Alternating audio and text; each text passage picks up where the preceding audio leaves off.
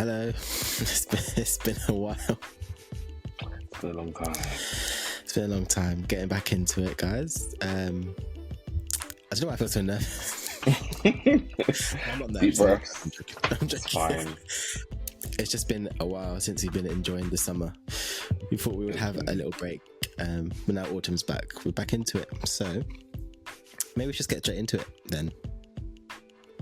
Or how are you actually, to be fair? We haven't actually spoken properly. I'm okay, thanks. I'm not bad.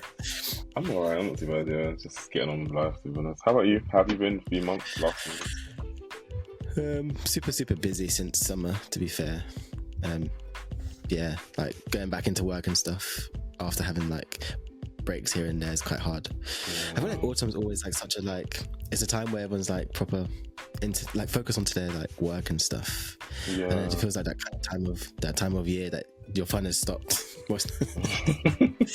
Yeah, I get what you mean, to be fair. I feel like it's a balls and fun because I feel summertime is just very like everyone's on leave here and there and like nothing really gets done. I mean, you obviously do work and stuff, but everything's a bit less busy sometimes depending on, I guess, timing. And then autumn is like, okay, let's pick back up where we left off kind of vibes. Yeah. So yeah, I think that comes from school times though, because obviously we started school in September.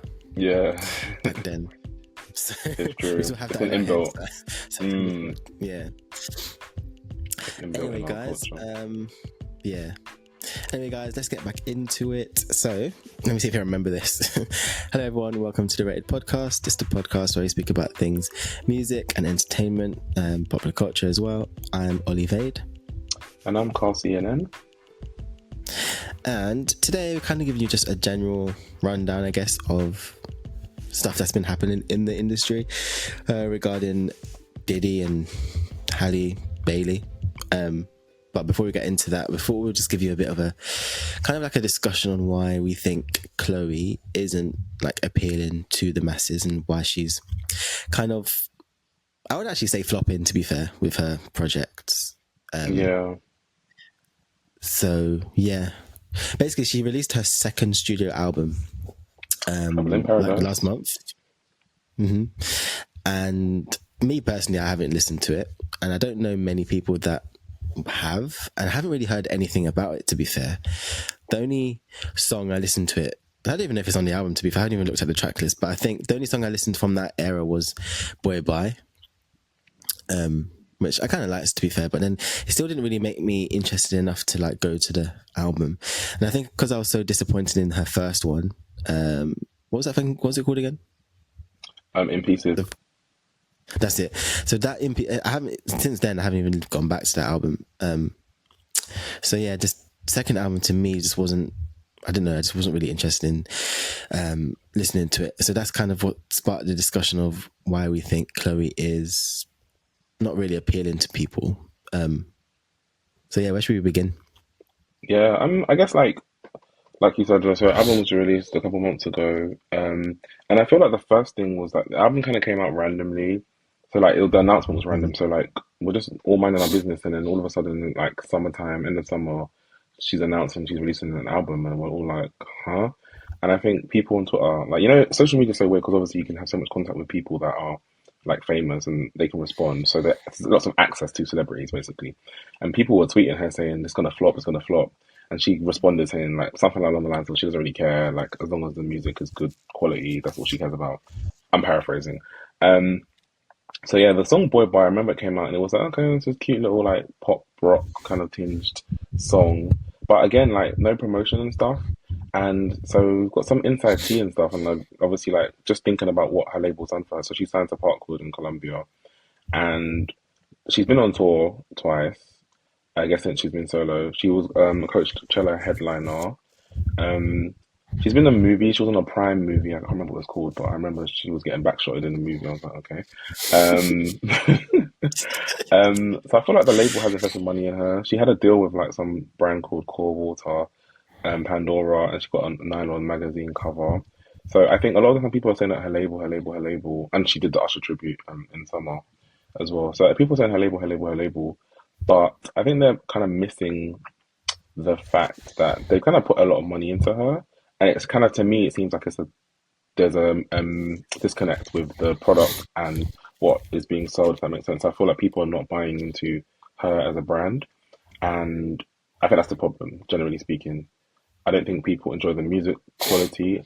I think when she had, like, initially when she came out with the Have Mercy and Treat Me, that was the formula I think people expected from her, and I think they actually enjoyed that. Although it was random, I thought, based on what her and Halle were doing, I thought that was a good formula for her. So maybe she should have stuck to that. Even like on her album, like obviously scrapping it and redoing, reworking it. Body Do was the best song, and that's like more in line with Treat Me and Have Mercy. So I think she kind of is a bit confused about what she should be putting out. And I think the label can only do so much if they're not going to receive like any return on their investment as well. So yeah. For once, I actually don't think it is the label's problem, the label's fault. Sorry, because yeah, like you said, they've been putting so much, especially over this past year. I would say they've literally, like you said, they've thrown her in everything that they could, and it's still not working. So, Exactly. I definitely think she kind of shot herself in the foot with her first project, where she, like you said, she kept reworking the album and like releasing different sounds and different music and whatever. So, I feel like maybe the label could be at fault kind of for that. I think they should have kind of built her brand before they released anything from her. Like and as soon as Halle and Chloe announced their split, they should have been in the room like discussing what they exactly want Chloe to do, and Chloe should be there, obviously, like her ideas put forward as well. But it just seemed like none of them knew what they wanted to do, because obviously we had Have Mercy and then Treat Me, and then the whole first album In Pieces was literally completely different to that. It was like, what is going on? And then even this album, so even Boy Bye after In Pieces, Boy Bye is even completely different to that. I'm just like, what is going on? So yeah, there's no like consistency, it's a bit of a random, so I don't know, I feel like there's been a bit of a mismatch with like her, I don't know, like the music she's making as well. So yeah, I think it's more so of a product thing. So I don't think it's the label for once. I think we always like tend to blame labels for not kind of investing in their artists. So like if it was a Normani situation, I would say like it's the label's fault completely, because we know RCA are just a piece of work.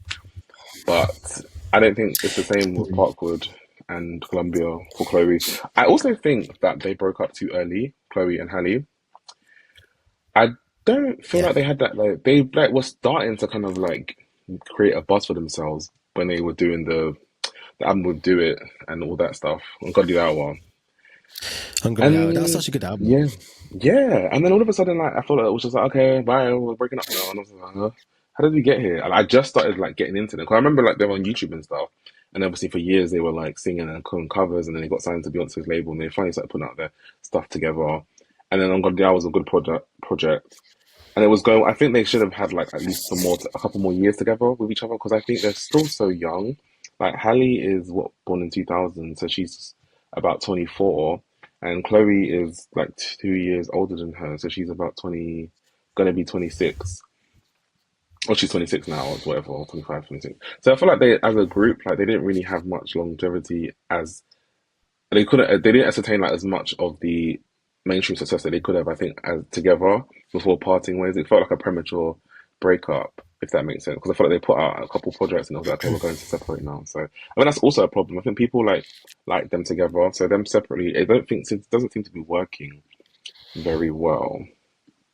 So I agree, because I don't think we got to know Halle and Chloe together enough for us to want Chloe or Halle to be single, like, solo. separately. Do you know what I mean? Yeah. Mm-hmm. So we just started to get to know them as a group, and then like I think they only had like 2 projects together, and then even Ungodly Hour was the only one that really like made a dent in anything. Because I remember like when it came out, it was quite huge. Like everyone was talking about it.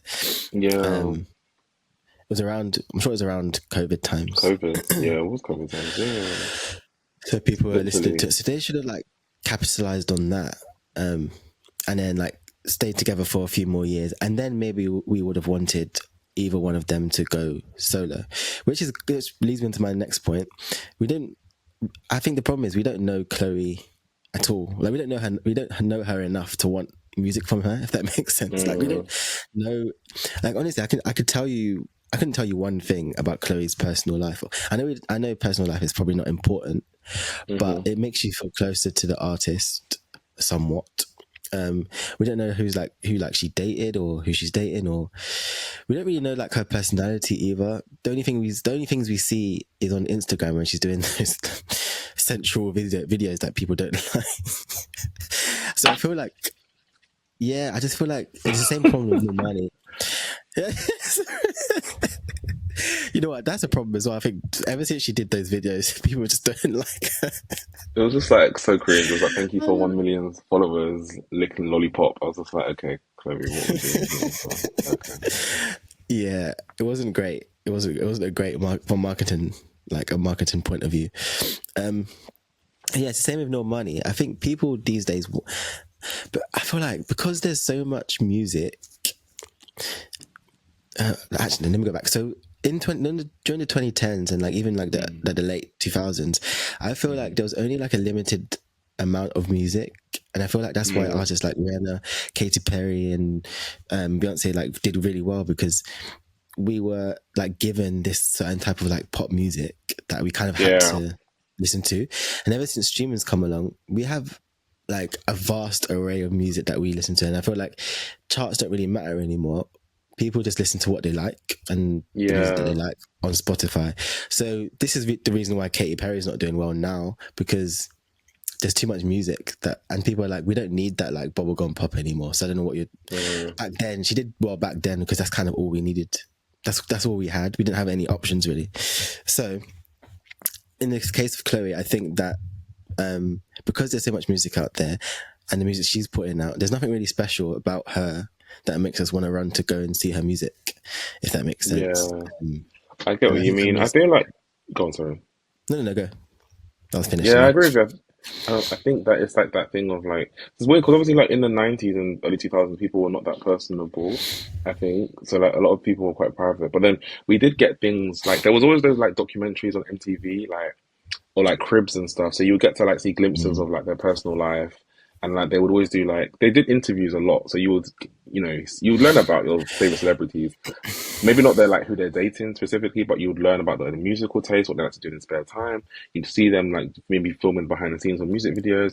You see their personalities and stuff. So although Beyonce is very private now, we saw like quite a lot of her in those like kind of early 2000s and like those times which was Destiny's Child and whatever, when they were filming the videos. There was always the MTV Diaries as well, and those documentaries, The Rise and Rise of. So we got to see a lot of them. I think now we don't have that. We have social media, and obviously there's access to celebrities in a more in an easier way. However, again, like we said, we don't really know nothing about Chloe. I can't tell you what she likes to do in her spare time. I can tell you the things that I've learned based on like just kind of seeing clips of her on the internet. Like she was a vegan.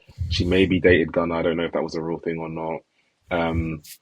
She's a Cancer because she was born in July, but I just know that because of Wikipedia. So it's like I don't really know anything about her. Same with Normani, I don't really know much about her as a person.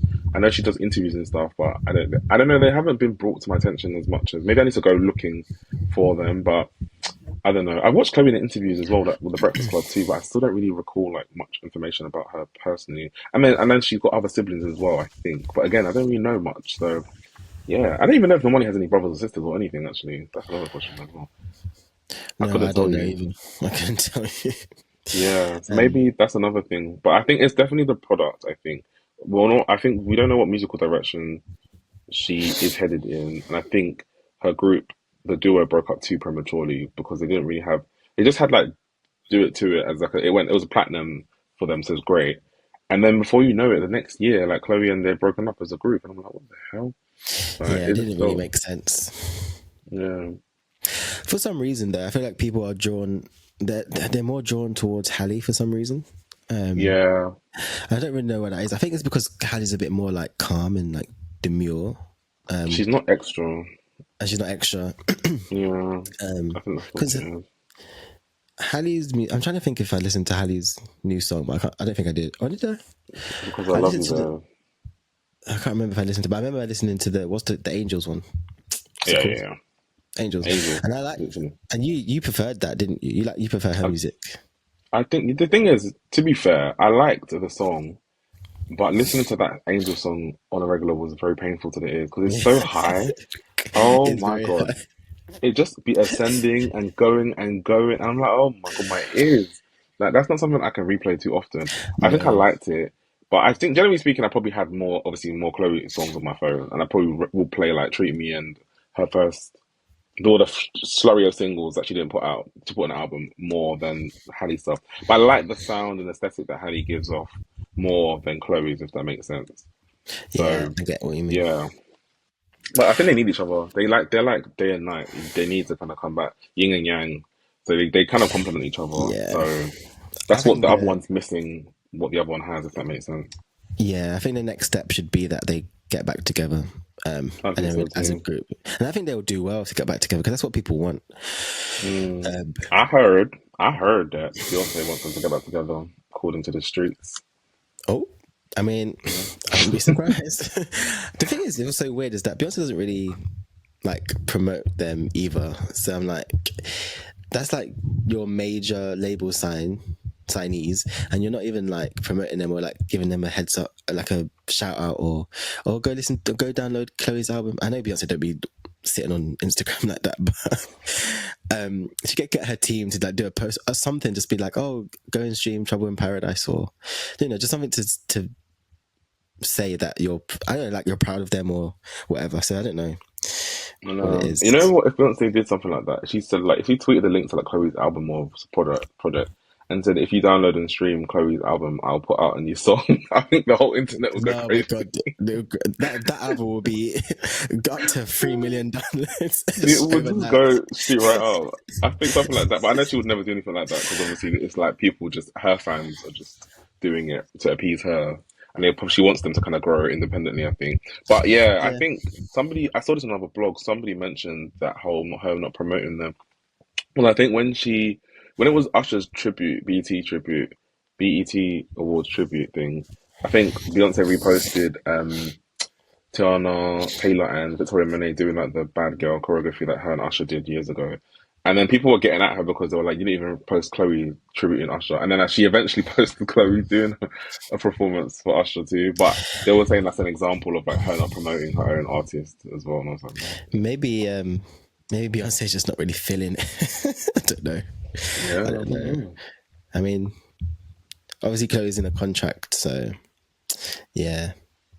I wonder if it will Yeah. be beneficial for them to go to another label, but I don't know. I don't think the yeah, like we said, I don't think the label's the problem. So Yeah, um, same. yeah, get back together, Chloe and Halle. We want it. We need it. Um, Yeah, I think that'd be the best course of action, to be honest, for real. Speaking of yeah, Halle, okay. you actually mentioned DDG and Halle apparently have broken up. Um, Yeah, as of yesterday, I think it was yesterday. yeah, like very like recent, literally fresh news. Yeah, and they just had a baby, and I saw they post the Shade Room posted it, and then I was just reading the comments as I do, and then people were saying that first of all they were like, does every celebrity have the same template, a breakup template? Because they always sound the same. It's like, They oh, do, we still love and respect each other. We're just going our different ways. I'm just like, oh my god, but we say it they say it all the time. literally.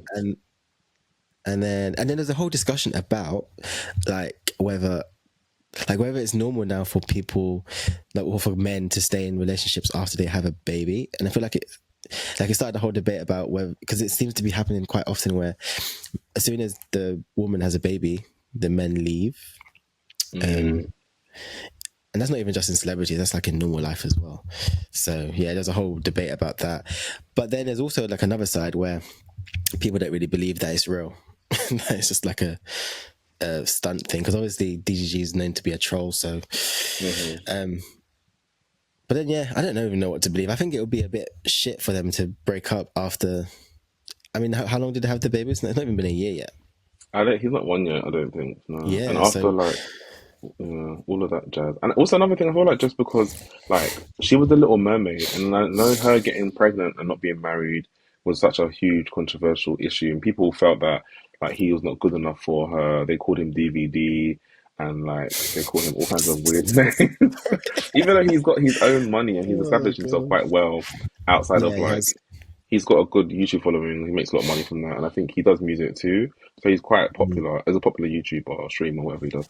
Um, yeah, so I feel like like she kind of like not tarnished her career, but a lot of people were looking at her a bit sideways. Like, you got pregnant by this guy, you were the Little Mermaid, you weren't married to him, then you hid your baby for such a long Oh my period of god. time, and your pregnancy, which everybody was really like, we know you're pregnant, but you keep denying, you keep editing pictures. Da, da, da, da. Then you have the baby, then you don't want to post the baby, and then you start posting the baby, and people are like, why are you posting the baby now when you're pregnant, you didn't want to show us you were pregnant, now you're showing us the baby. And then it's just been a whole like discord. My beard's coming out of my mouth. So yeah, I don't know. It would be very unfortunate if they did break up because I feel like it's just been so much drama. And like you said, I don't know. Like people, I don't know. I feel like if you're gonna leave somebody, whether you have a kid or not, they're gonna leave anyway. So babies don't make people stay. They seem like they It's were a true. happy, like thriving couple, but maybe behind the scenes, I don't know what was going on. So if it's real, anyway, I personally feel like he's trolling because he apparently came out and said that that post that everyone said that he made wasn't really him or something. And so people are saying it might have been edited. So I don't even know. We'll see. Give it a couple of days. Maybe he's got music coming out. He's doing something regarding Yeah. that sort of roll on. Yeah, I wouldn't be surprised if that was the case. Yeah. And so yeah, let's go move on to it's like the biggest news of the last couple of months, to be fair. Like everyone's talking about Diddy and his like allegations and all the gross, disgusting things that's been coming out about him. I don't know where to start. Do you want to like give a background of the whole thing? Um. So I feel like since Cassie filed a lawsuit against Diddy a few months ago, and he settled within like a day for undisclosed amount, I feel like he hasn't been able to catch a break since then. So obviously, there's a video that leaked of him kind of like physically harming her, and then the more so recently, like apparently like hundreds or thousands of people have started reaching out to sue him for kind of like claims against him being abusive and touching them inappropriately and things like along the lines of that. And out of like a lot of, I think I had heard that apparently out of like 1,000 or 2,000 people suing him, like 125 of them were minors, and I was like, whoa. And there's one that they said there was a 9-year old boy that was apparently auditioning for a group that he apparently harmed, and I was like, what the heck is going on? Then there was the whole baby oil thing. So there was like they raided his one of his places. And they found 1,000 bottles of baby oil, and everyone was like, "What the hell?" And obviously, it was like kind of funny, like, "Why has he got so much baby oil?" And apparently, it's been laced with like some sort of substances, and I was like, "Wow!" But Cassie mentioned that apparently in her lawsuit that he would have staff, people that work for him, kind of like provide prepare hotel rooms for their freak off sessions. Um, Freak off sessions meaning like he would get hire male workers to come and basically do stuff with Cassie and then record it and also fondle himself whilst watching. That's what the freak offs kind of were basically. And yeah, she said that people would the workman would bring baby oil and put it in around the rooms and stuff. But apparently the baby oil has other things in it, so it might not have just been pure baby oil. Then his lawyer was like speaking the other day and was like, "Oh yeah, like he just and we're Americans and we like to bulk buy. There's a Costco down the road from his house, so that's where he got all the baby oil from." And then Costco were like, "We don't sell baby oil in any of our stores, sorry." So I'm screaming. I was like, "Damn, what kind of lawyer do you have?" Because he just like, why did he say that? He didn't even check if they have oil there. Now I'm here, I'm figuring out Costco don't even sell baby oil in America. Like, goodness. So, yeah, he's really got like being he's been arrested. Sorry, he's in I guess jail now. I'm sure he's awaiting some sort of trial, but it doesn't look good for him at the moment. I would say. Yeah, quick No. summary. Um, yeah, so there's been a lot of people keep sharing like old like videos of him and like interviews and stuff with other celebrities. I don't know if I know people can like look deeply into stuff, but there's like these videos about showing him like trying to who was it? He was on that couch and then he was like trying to touch someone's hand. What celebrity was it? It was a celebrity. Have you not seen those videos? Anyway, people keep making these like compilations of where Diddy's like being creepy per se, and Mm. then obviously and then they showed a video of didn't Justin Bieber say something? Yeah, basically, I was saying that there was a clip of Diddy and him speaking. It was an interview, and Diddy was like, "Oh, why didn't you return my text? Like, you didn't want to chill with me, kind of thing." And Justin looked visibly like uncomfortable, and it was just like he was stuttering. He was like 15, 16, and thinking, "I'm thinking, why is this big man trying to like basically, because apparently, I think, so I was saying this, Usher got sent to Diddy for some sort of like artist, what do they call it? Not artist boot camp, like a sort of artist. I don't know, like artist, not management, refinement. I don't know, something like artist refinement when you like kind of send somebody over to, like to do kind of learn how to sing and dance and all these things or Oh whatever. yeah. Yeah. So that's what happened to Usher when he was like young, and I think Usher did the same thing to Justin Bieber. So Usher discovered Justin, and I think he was sent to Diddy at one point, and God knows what Justin Bieber saw, because I know Usher was saying that he used to see people basically having sex at Diddy's establishment.